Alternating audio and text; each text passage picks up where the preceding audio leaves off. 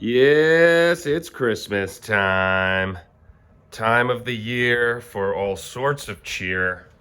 Ladies and gentlemen, speaking of Christmas, how about some math? Anyways, what we're doing today, it's 5.2 in the book. So we've already learned the relationship with angles and parallel lines that are cut by a transversal. There's a bunch of angles formed, like corresponding angles, for example. Or let's see, how about these? Alternate interior angles. So we know certain angles are congruent. We know certain angles are sup to each other, like this angle here is sup to this angle here. Why? Because same side exterior angles will be sup if the lines are parallel. Anyways, today we're talking about proving that the lines are parallel. So I've got 5 theorems for you, and you'll need to write these down because these are the theorems that you will use in your proofs. The first, it says, and so I'm skipping the if and the then part. This double arrow means implies. So let's see, double arrow means implies something. Let's see. For example, if I have my Christmas tree up, yay, what does that imply? It implies that it's like, Christmas time. You know what I'm saying? So, double arrow means if you know something is true, it implies something else is true. And so let's go through this list here.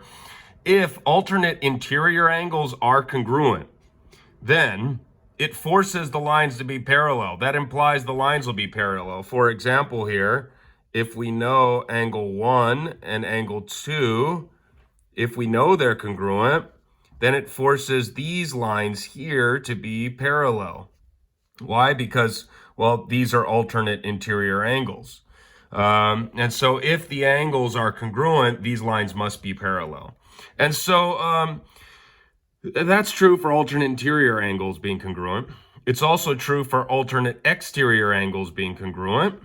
Okay, let me show you a picture of alternate exterior angles. Here's a couple of lines. If these angles, they're alternate because they're on the opposite side of the transversal, and they're exterior, so they're outside of the parallel lines.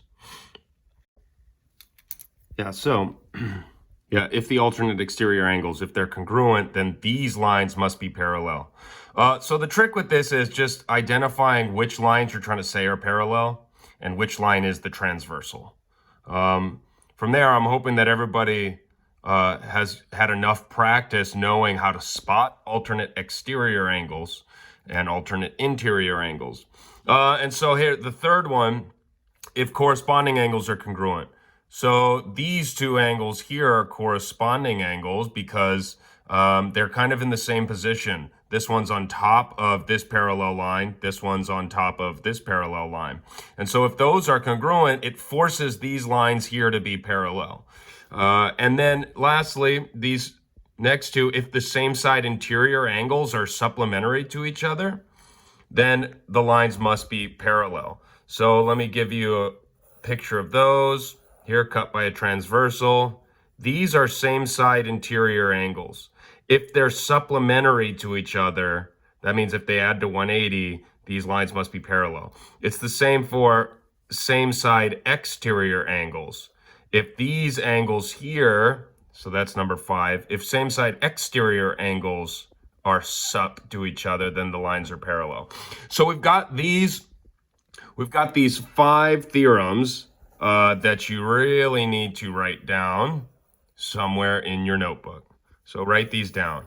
We're going to use these theorems to prove that lines are parallel. So here I have some examples for you. 1. Here's an example of if you know that alternate interior angles are congruent, you could prove the lines parallel. So I did this in a proof style just so you could see how it's used in a proof. Here's what's given. I know that angle 1 and 2 are congruent. Now, what do I have to prove? I have to prove that AC here is parallel to BC. The trick with these is really to extend the lines because that's what you're used to seeing, lines being extended So can you see these two lines, the ones passing through AC and BD? Sorry, that should say a D. AC and BD. If you extend those lines, and if you extend this line, it'll be easier to see what the transversal is. So we kind of have to hold our head sideways. So here we see the parallel lines. Here we see the transversal. Notice 1 and 2, they're congruent. And if 1 and 2 are congruent, then, well, you need to know what kind of angles they are. They're alternate exterior angles. I meant alternate interior, sorry. If the alternate interior angles are congruent, then these lines here, AC, will be parallel with BD. So the key to this is just identifying what types of angles you have.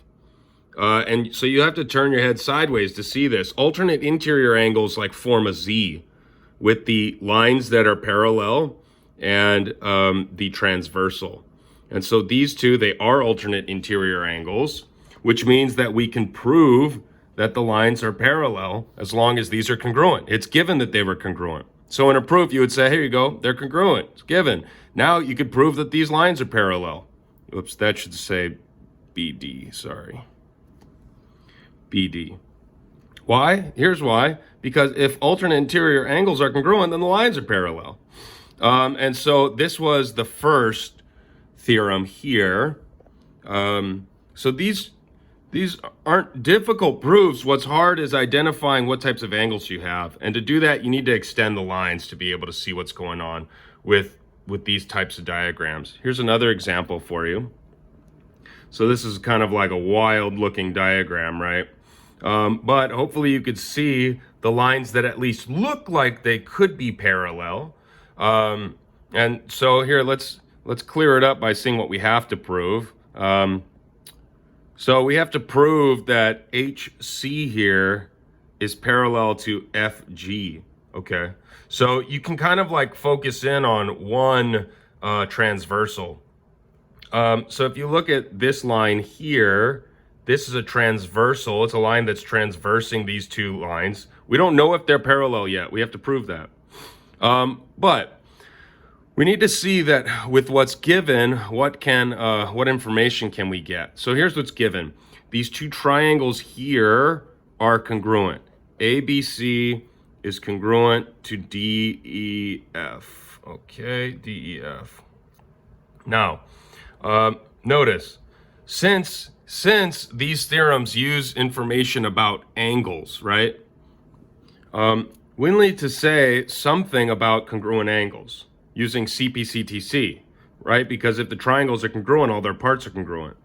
We'll take a look at this angle here, angle 3 and angle 4. So we know they are congruent because the triangles are congruent. But now we need to focus on what type of angles they are. And, to do that, you might need to turn your head and maybe extend some lines. So this here is the transversal that is cutting through these two lines, CH and FG. So we've got this transversal. We've got these angles that are on opposite sides of the transversal. That's why they're alternate. And they're outside of the parallel lines, so they're alternate exterior angles. And if the alternate exterior angles are congruent, then it forces these lines, HC and FG, to be parallel. So we have enough to prove it. It's just a matter of us kind of like turning our heads so that we can see what's the transversal and what is the parallel lines. So how do we do the proof? Well, this is all that's given. Two triangles congruent. So we know that angle 3 and 4, they're congruent by CPCTC. Once I say they're congruent, then I could prove these two lines, HC is parallel to FG. Remember, this is the symbol for parallel. And why is that? Well, if alternate exterior angles are congruent, then the lines are parallel. So that's just two examples from proofs. You will have to do proofs like this in the book. For example, here's what's given. You know this is a circle. You know that these two angles are congruent. You have to prove that PS is parallel to RQ. Extend the lines, and you need to draw the diagram. You need to extend the lines. You need to focus on what is the transversal. And the transversal that you should focus on is the one that has to do with the angles that you know are congruent. And so it's really a matter of identifying what types of angles those are. I'll let you figure that out. So look at this one. You have to prove that AT here is parallel to GO. Now, to really understand what's going on here, you need to extend the lines to see it. So extend the lines. Then you could focus on a transversal that cuts through them. And then you could see what type of angles you need to say are congruent or supplementary to prove that the lines are parallel. Okay, make sure you ask me questions if you have any. And make sure you write down all of these theorems. Okay, bye-bye.